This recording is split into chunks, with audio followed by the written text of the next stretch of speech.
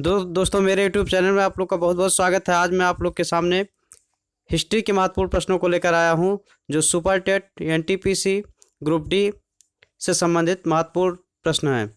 इसमें आपके होंगे हिस्ट्री और संविधान से संबंधित महत्वपूर्ण प्रश्न हैं। तो आज का सेशन दोस्तों देखना मत भूलिएगा, और यह परीक्षा की दृष्टि से इम्पोर्टेंट सेशन आपका होगा। तो चलिए देखते हैं आज के सेशन का पहला वीडियो। वर्तमान में भारतीय संविधान में कितनी राजभाषाएं वर्णित हैं? आपको बताना है। A 24, B 22, C 14, D 25। तो इसका राइट आंसर हो जाएगा फर्स्ट का बी होगा 22। भारतीय संविधान में 22 भाषाओं को मान्यता दी गई है। नेक्स्ट क्वेश्चन आपका, और इन प्रश्नों का एक्सप्लेन भी करते चलेंगे हम लोग। वर्तमान में भारतीय संविधान में 22 भाषाएं वर्णित हैं। जो राजभाषाएं हैं इस प्रकार: बंगाली, बोडो, डोगरी, गुजराती, हिंदी, कन्नड़, कश्मीरी, कोंकणी, मैथिली, मलयालम, मणिपुरी, मराठी, नेपाली, ओड़िया, पंजाबी, संस्कृत, संथाली, सिंधी, तमिल, तेलुगु, उर्दू और असमिया सम्मिलित है। तो भारतीय संविधान में जो भाषाएं दी गई थी उन भाषाओं को आप लोग को बताया गया। और ध्यान से आप लोग देखिएगा, भारतीय संविधान में राजभाषाएं किस अनुसूची में वर्णित हैं? आपको बताना है। ए अनुसूची 5, बी अनुसूची 6, सी अनुसूची 7, डी अनुसूची 8। तो आज का जो राइट आंसर होगा वो डी होगा, अनुसूची 8 में सम्मिलित हैं ये। आप लोगों का अनुसूची और अनुभाग भी कभी कभी पूछा जाता है। भारतीय संविधान की 8वीं अनुसूची में 22 भाषाएं वर्णित हैं। इसमें मूल रूप से 14 भाषाएं वर्णित थी 2003 में। इनको जोड़ा गया है मैथिली, डोगरी, बोडो, संथाली भाषाओं को 8वीं अनुसूची में जोड़ा गया है। नेक्स्ट क्वेश्चन की तरफ चलते हैं।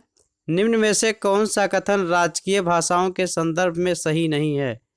ए संविधान के भाग 16वें में अनुच्छेद 343, 351 राजभाषा से संबंधित है। बी जब तक राष्ट्रपति कोई अन्यथा व्यवस्था न दे उच्चतम न्यायालय के कार्य अंग्रेजी में होंगे। सी राजभाषा अधिनियम को 1963 में पास किया गया था। डी देवनागरी लिपि में लिखी जाने वाली हिंदी संघ की भाषा है। आपका राइट आंसर बी होगा, जब तक राष्ट्रपति कोई अन्यथा व्यवस्था न दे उच्चतम न्यायालय के कार्य अंग्रेजी में ही होंगे। बी आपका राइट आंसर होगा, जब तक संसद में कोई अन्यथा व्यवस्था न दे उच्चतम न्यायालय और बी उच्च न्यायालय के कार्य अंग्रेजी में ही होंगे। तो नेक्स्ट क्वेश्चन की तरफ चलते हैं। निम्न में से कौन सा अनुच्छेद सुमेलित नहीं है? ए अनुच्छेद 343 संघ की राजभाषा है। वी अनुच्छेद 344 राज्य पर संसदीय समिति एवं आयोग। सी अनुच्छेद 345 राज्य की राजभाषा। डी अनुच्छेद 351 उच्चतम न्यायालय और उच्च न्यायालय के लिए राजभाषा। आपका राइट आंसर डी होगा, अनुच्छेद 351 उच्चतम न्यायालय और उच्च न्यायालय के लिए राजभाषा। अनुच्छेद 351 का संबंध हिंदी और भाषा के विकास के लिए विनिर्देश से है, ना कि उच्चतम न्यायालय से और उच्च न्यायालय के लिए राजभाषा से है। नेक्स्ट क्वेश्चन आपका है, निम्न में से किसे यह अधिकार है कि वह हिंदी अथवा किसी अन्य भाषाओं की उच्च न्यायालय की कार्यवाही की भाषा का दर्जा दे सके? ए संसद का कोई भी सदन। बी किसी राज्य का राज्यपाल। सी राज्यपाल ऐसा कर सकता है लेकिन उसे राष्ट्रपति की पूर्व अनुमति नहीं लेनी होगी। डी सुप्रीम कोर्ट का मुख्य न्यायाधीश। इसका राइट आंसर सी होगा, राज्यपाल ऐसा कर सकता है लेकिन उसे राष्ट्रपति की पूर्व अनुमति लेनी होगी। नेक्स्ट क्वेश्चन आपका, किसी राज्य का राज्यपाल राष्ट्रपति की पूर्व अनुमति से हिंदी अथवा किसी अन्य भाषा को उच्च न्यायालय की कार्यवाही की भाषा का दर्जा दे सकता है। राज्यपाल भी दे सकता है। नेक्स्ट क्वेश्चन आपका है, यदि किसी व्यक्ति को उच्चतम न्यायालय में कोई जनहित याचिका लगानी हो तो याचिका किस भाषा में लिखी जानी चाहिए? 22 भाषाओं में से किसी भी भाषा में। वी, याचिकाकर्ता अपनी मातृभाषा में। सी, केवल अंग्रेजी में। डी, हिंदी या अंग्रेजी में। इसका राइट आंसर आपका सी होगा, केवल अंग्रेजी में। नेक्स्ट क्वेश्चन आपका संसदीय, इसकी व्याख्या देख लेते हैं। संसद ने उच्चतम न्यायालय में हिंदी के प्रयोग के लिए कोई व्यवस्था नहीं की है, अतः उच्चतम न्यायालय केवल उन्हीं याचिकाओं को सुनता है जो अंग्रेजी में होंगे। तो आप लोग को अंग्रेजी में याचिका ही लगानी पड़ेगी जो उच्चतम न्यायालय में दाखिल करेंगे। निम्न में से कौन सुमेलित है? राज्य और राजभाषा दी गई है, जो सुमेलित है उसको सही करना है, बाकी छोड़ देना है। आंध्र प्रदेश, केरल, तमिल दिया गया है। आंध्र प्रदेश तेलुगु दिया गया है। गोवा अंग्रेजी दिया गया है। जम्मू कश्मीर कश्मीरी दिया गया है। तो आपका राइट आंसर आपका इसमें ए होगा। आंध्र प्रदेश में तेलुगु भाषा ये सुमेलित है आपका, बाकी सुमेलित नहीं है। केवल आंध्र प्रदेश की राजकीय भाषा तेलुगु सुमेलित है, इसके अलावा अन्य विकल्पों में से लिखी हुई भाषा सुमेलित नहीं है। तो दोस्तों आज का सेशन बहुत इंपॉर्टेंट सेशन है और आप लोग वीडियो को जरूर देखिएगा और वीडियो को लाइक, सब्सक्राइब एंड शेयर जरूर कीजिएगा। अरुणाचल प्रदेश में कौन सी मुख्य क्षेत्रीय भाषा आपको बताना है? ए असमिया, बी बोडो, सी अंग्रेजी, डी डोगरी। तो आपका राइट आंसर होगा सी अंग्रेजी। यह जो अरुणाचल प्रदेश में बोली जाती है वहाँ की क्षेत्रीय भाषा अंग्रेजी है।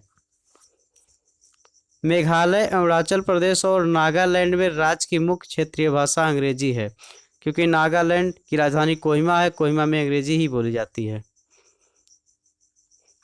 नेक्स्ट क्वेश्चन आपका है, डोगरी भाषा भारत के किस राज्य क्षेत्र में बोली जाती है? ए जम्मू और कश्मीर प्रांत में। बी पुदुचेरी, सी अंडमान एवं निकोबार द्वीप समूह, डी नागालैंड। आपका राइट आंसर ए होगा, जम्मू और कश्मीर प्रांत में बोली जाती है डोगरी भाषा। नेक्स्ट आपका है इसका एक्सप्लेन देख लेते हैं। डोगरी भारत के जम्मू और कश्मीर प्रांत में बोली जाने वाली एक राजभाषा है। वर्ष 2003 में इसे 92वें संविधान संशोधन अधिनियम के द्वारा भारतीय संविधान की 8वीं अनुसूची में शामिल किया गया डोगरी को। नेक्स्ट क्वेश्चन है, निम्न में से कौन सी भाषा भारतीय संविधान की 8वीं अनुसूची में वर्णित नहीं है? ए नेपाली, बी कश्मीरी, सी सिंधी, डी अंग्रेजी। तो आपका राइट आंसर डी होगा, अंग्रेजी। यह संविधान की 8वीं अनुसूची में वर्णित नहीं है। अंग्रेजी भाषा भारतीय संविधान की 8वीं अनुसूची में वर्णित नहीं है, इसके अलावा प्रश्न में दी गई सभी भाषाएं वर्णित हैं। तो ये 20 प्रश्नों का महत्वपूर्ण सेशन है और ये बहुत इंपॉर्टेंट क्वेश्चन है जो परीक्षा की दृष्टि से वेरी इंपॉर्टेंट है। फ्रांस की क्रांति की शुरुआत किस वर्ष हुई थी आपको बताना है? ए 1776, बी 1779, सी 1789, डी 1780। तो आपका राइट आंसर जो होगा सी होगा, 1789 में फ्रांस की क्रांति की शुरुआत 1789 ईस्वी में हुई थी। ये बहुत इंपॉर्टेंट क्वेश्चन है, कई बार पूछा जाता है। जर्मनी के लिए एकीकरण हेतु बिस्मार्क ने किस नीति का अनुसरण किया? लौह एवं रक्त की नीति, वी समझौता की नीति, सी शांति की नीति, डी सद्भाव की नीति। तो आपका ये जो होगा जर्मनी एकीकरण के लिए बिस्मार्क ने जो किया था लौह एवं रक्त की नीति किया था, वह ए आपका राइट आंसर होगा, क्योंकि बिस्मार्क फेमस है। किस वेद को भारतीय संगीत का मूल कहा जाता है? Yajurveda, A B Rigveda, C Atharvaveda, D Samaveda. तो आपका राइट आंसर होगा डी सामवेद। सामवेद में भारतीय संगीत का मूल कहा जाता है, वहीं से ही लिया गया है इनको। महात्मा बुद्ध को किस स्थान पर महापरिनिर्वाण प्राप्त हुआ था? ए सारनाथ, बी बोधगया, सी वैशाली, डी कुशीनगर। तो दोस्तों आप लोग जानते होंगे महात्मा बुद्ध को कुशीनगर में महापरिनिर्वाण प्राप्त हुआ था। डी आपका राइट आंसर होगा। भगवान बुद्ध ने अपना पहला उपदेश कहाँ दिया था? ए बोधगया, बी कुशीनगर, सी श्रावस्ती, डी सारनाथ। तो आप लोग जानते होंगे महात्मा बुद्ध ने अपना पहला उपदेश सारनाथ में दिया था। डी आपका राइट आंसर होगा। नेक्स्ट क्वेश्चन आपका है, बुद्ध का जन्म कहाँ हुआ था? ए लुम्बिनी, बी श्रावस्ती, सी कुशीनगर, डी सारनाथ। तो आपका राइट आंसर ए होगा, लुम्बिनी में हुआ था। महात्मा बुद्ध का जन्म लुम्बिनी में हुआ था, ये राइट आंसर होगा। जैन धर्म की पहली संगीत कहाँ हुई थी? ए वल्लभी, बी पाटलिपुत्र, सी पावापुरी, डी बोध गया। तो बी आपका राइट आंसर होगा, पाटलिपुत्र। जैन धर्म की पहली संगीत पाटलिपुत्र में हुई थी। ये बहुत थोड़ा आसान क्वेश्चन है। रांची का स्तूप किसने बनवाया था? ए कनिष्क, बी अशोक, सी चंद्रगुप्त मौर्य, डी समुद्रगुप्त। तो आपका बी राइट आंसर होगा, अशोक ने बनवाया था। रांची का स्तूप अशोक ने बनवाया था। नेक्स्ट क्वेश्चन पर चलते हैं। भारत का नेपोलियन किसे कहा जाता है? ए पुष्यमित्र, बी चंद्रगुप्त मौर्य, सी समुद्रगुप्त, डी कनिष्क। तो आपका राइट आंसर सी होगा, समुद्रगुप्त। भारत का नेपोलियन समुद्रगुप्त को कहा जाता है। हड़प्पा नगर की खोज किसने की थी? ए रविंद्र सिंह बिष्ट, बी दयाराम साहनी, ए जी मजूमदार, डी ध्रुवे। तो दयाराम साहनी ने हड़प्पा नगर की खोज की थी, बी आपका राइट आंसर होगा। तो दोस्तों आज के सेशन को लाइक, सब्सक्राइब एंड शेयर कीजिएगा और कमेंट के माध्यम से बताइएगा वीडियो कैसा लगा। बी आपका राइट आंसर होगा इसमें, दयाराम साहनी। हड़प्पा नगर की खोज दयाराम साहनी ने की थी। धन्यवाद।